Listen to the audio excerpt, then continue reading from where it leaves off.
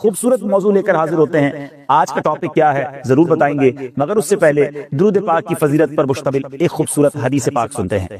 ام المومنین حضرت سیدتنا عائشہ صدیقہ رضی اللہ تعالی عنہا سے روایت ہے کہ نبی رحمت، شفیع امت، تاجدار رسالت صلی اللہ تعالی علیہ وسلم کا فرمان شفاعت نشان ہے، جو شخص جمعہ کے دن مجھ پر درود شریف پڑھے گا تو بروز قیامت اس کی شفاعت میرے ذمہ کرم پر ہوگی. سبحان اللہ. ناظرین، کیوں نہ پھر ہم درود پاک کثرت سے پڑھا کریں، اور بالخصوص جمعہ کا دن جب آئے تو اسپیشلی خاص طور پہ کثرت کے ساتھ درود پاک پڑھنا ہے.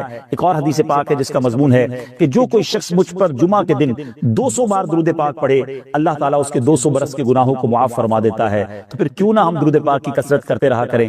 آئیے مل کر محبت کے ساتھ بآواز بلند درود پاک پڑھ لیجئے. صلو علی الحبیب صلی اللہ تعالی علی محمد صلی اللہ علیہ وسلم. ناظرین، آج کا جو موضوع ہے وہ بڑا امپورٹنٹ ہے.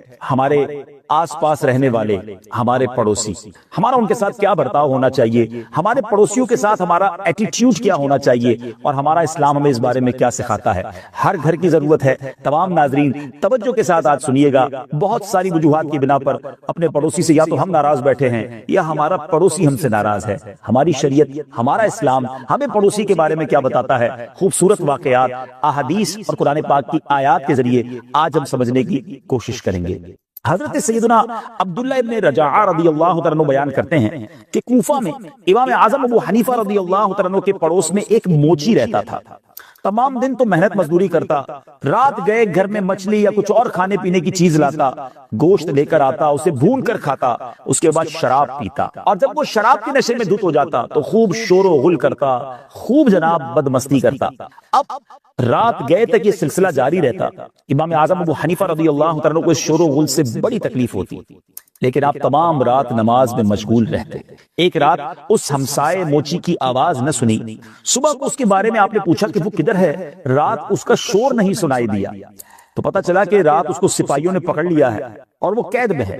امام اعظم ابو حنیفہ رضی اللہ تعالیٰ اتنے بڑے وقت کے امام ہیں، صبح کی نماز ادا کر کے اپنی سواری پر سوار ہو کر خلیفہ کے پاس پہنچے. خلیفہ نے جب امام اعظم کو دیکھا تو بڑے احترام کے ساتھ، بڑی جس کو کہیں کہ ریسپیکٹ کے ساتھ اپنے جو ہے وہ تخت تک لایا.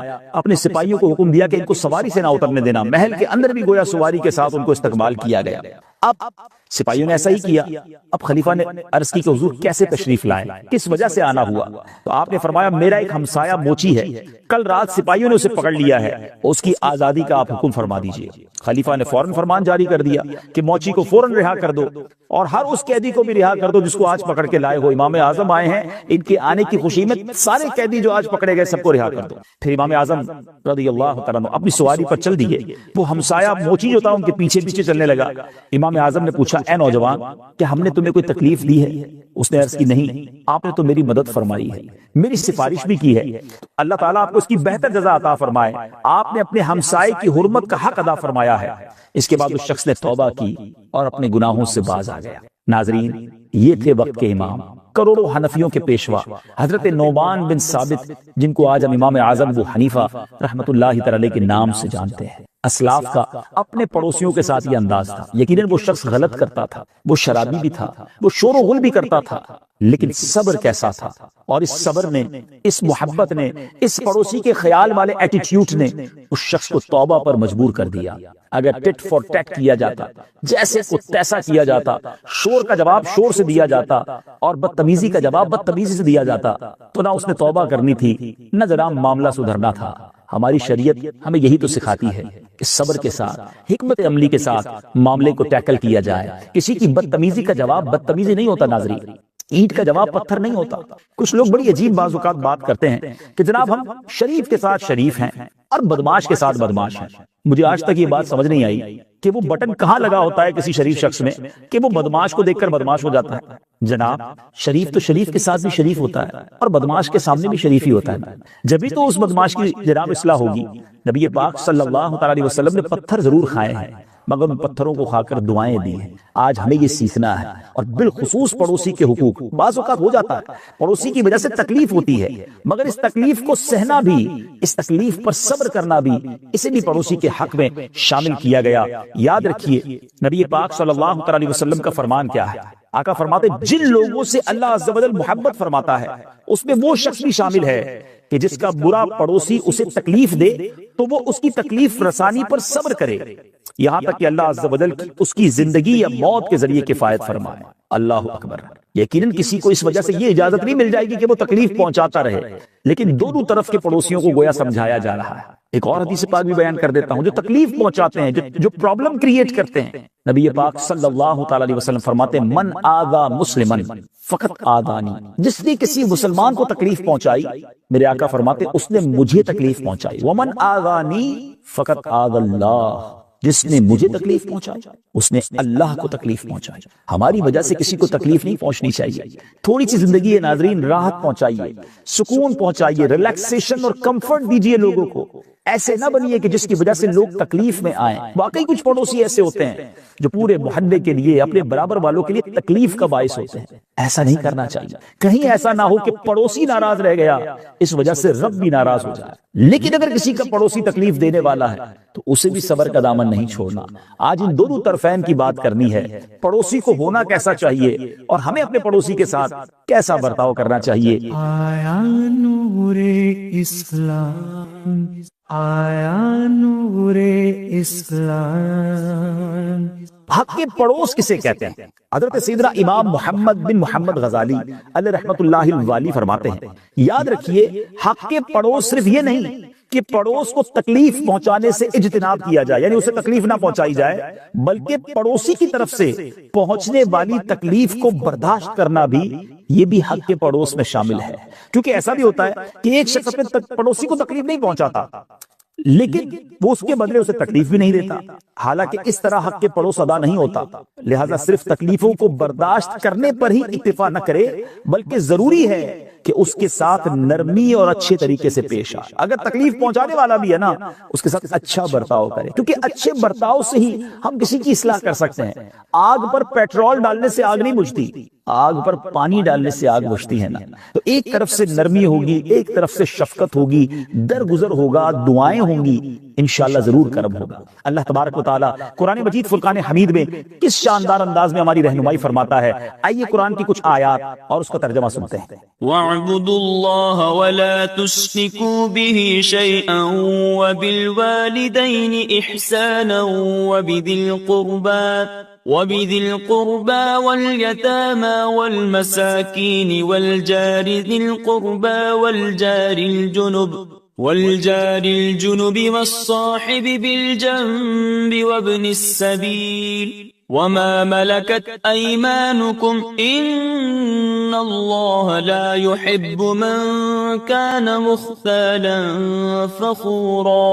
اور اللہ کی بندگی کرو اور اس کا شریک کسی کو نہ ٹھہراؤ، اور ماں باپ سے بھلائی کرو، اور رشتہ داروں اور یتیموں اور محتاجوں اور پاس کے ہمسائے اور دور کے ہمسائے اور کروٹ کے ساتھی اور راہگیر اور اپنی باندھی غلام سے، بے شک اللہ کو خوش یعنی پسند نہیں آتا کوئی اترانے والا، بڑائی مارنے والا۔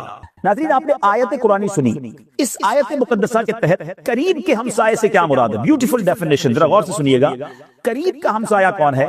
جس کا گھر آپ کے گھر سے ملا ہو، اور دور کے ہمسائے سے مراد وہ ہے جو محلے دار ہو مگر گھر گھر سے نہ ملا ہوا ہو۔ ایک اور ڈیفینیشن بڑی پیاری ہے کہ جو پڑوسی بھی ہو اور رشتہ دار بھی ہو وہ قریب کا ہمسایہ، اور جو صرف پڑوسی ہو رشتہ دار نہ ہو وہ دور کا ہمسایہ ہے۔ ایک اور ڈیفینیشن ہے کہ جو پڑوسی بھی ہو اور مسلمان بھی ہو وہ قریب کا ہمسایہ ہے، جو پڑوسی تو ہو مگر مسلمان نہ ہو وہ دور کا ہمسایہ ہے۔ سبحان اللہ۔ نبی کریم رؤوف الرحیم صلی اللہ علیہ وسلم نے ایک بار صحابہ کرام کے سامنے خوبصورت طریقے سے پڑوسی کے حقوق بیان کیے۔ اللہ کرے ہم سب اس کو غور سے سن کر یاد کرنے میں کامیاب ہو جائیں۔ میرے آقا مدینے والے مصطفیٰ صلی اللہ علیہ وسلم فرماتے ہیں کہ پڑوسی کا حق کیا ہے؟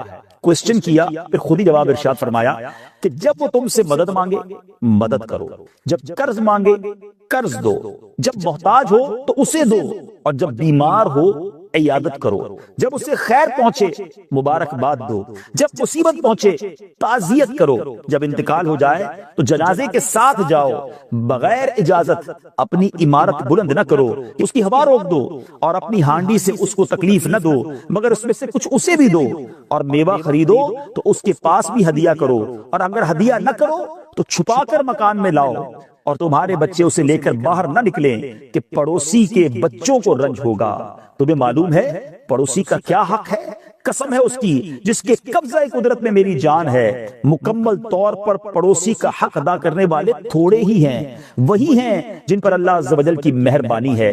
پیارے آقا علیہ الصلوۃ والسلام پڑوسیوں کے متعلق مسلسل وصیت فرماتے رہے، یہاں تک کہ لوگوں نے یہ گمان کیا کہ کہیں پڑوسی کو وراثت میں بھی حصہ دے دیں گے، وارث بھی قرار دے دیں گے۔ پھر نبی پاک علیہ الصلوۃ والسلام نے فرمایا پڑوسی تین قسم کے ہیں، بعض کے تین حق ہیں، بعض کے دو اور بعض کا ایک حق ہے۔ سنیے ناظرین، آقا فرماتے جو پڑوسی مسلم اور رشتہ دار ہو اس کے تین حق ہیں، حق کے جوار یعنی حق کے پڑوسی، حق کے اسلام اور حق کے قرابت داری، مسلمان ہونے کا حق، پڑوسی ہونے کا حق، رشتہ دار ہونے کا حق۔ پھر فرمایا مسلم پڑوسی کے دو حق ہیں، مسلمان ہونے کا حق، پڑوسی ہونے کا حق، اور غیر مسلم پڑوسی کا صرف ایک حق ہے کہ وہ حق کے جوار ہے، وہ پڑوسی ہے۔ یہ ایک ہی حدیث گویا پروسپیکٹس ہے، یہ ایک ہی حدیث طریقہ زندگی ہے کہ پڑوسیوں کو آپس میں کیسے رہنا ہے۔ واٹ اے بیوٹیفل حدیث، کیسا کمپلیٹ ریلیجن ہے اسلام کہ پڑوسی کے ساتھ رہنا کیسے ہے۔ آج گھر بلند کرتے ہیں، دیوار بلند کرتے ہیں، اپنا کام سیدھا ہو جائے، پڑوسی کو تکلیف ہوتی ہو تو ہو جائے، آج پڑوسی سے کوئی نہیں پوچھتا۔ یہاں تک اسلام کہتا ہے اپنی ہانڈی سے تکلیف نہ دو، کھانا بنائیں تھوڑا اسے بھی بھیجیں تاکہ اس کی دل میں بھی خوشی داخل ہو۔ بعض اوقات پڑوسی غریب ہوتے ہیں، گھر میں کوئی مہنگی چیز آئے، جیسے آج کل لوگ ہوٹل سے کھانا منگواتے ہیں، ریسٹورنٹ سے آپ نے کھانا منگوایا، بچوں کے لیے آئس کریم منگوائی ہے، تو ایسے وقت میں نہ منگوائیں کہ پڑوسی کے بچے دیکھیں وہ اپنے والد سے ضد کرتے ہیں، والد نہیں خرید سکتا، انہیں رنج پہنچتا ہے۔ آپ نے اپنے بچوں کو تو نعمت کھلا دی، پڑوسی کے بچوں کو رنجیدہ کر دیا۔ اگر ایسی کوئی قیمتی چیز آپ منگا رہے ہیں جو آپ ان کو نہیں دے سکتے تو ایٹ لیسٹ اس کو چھپا کر لائیں۔ کھانا کھانے کے بعد اس کے ریپر، اس کی شاپنگ بیگز، اس کے پیکٹ اپنے گھر کے باہر نہ رکھیں کہ بچے دیکھیں گے کہ برابر میں کیا کھانا آیا تھا۔ انہوں نے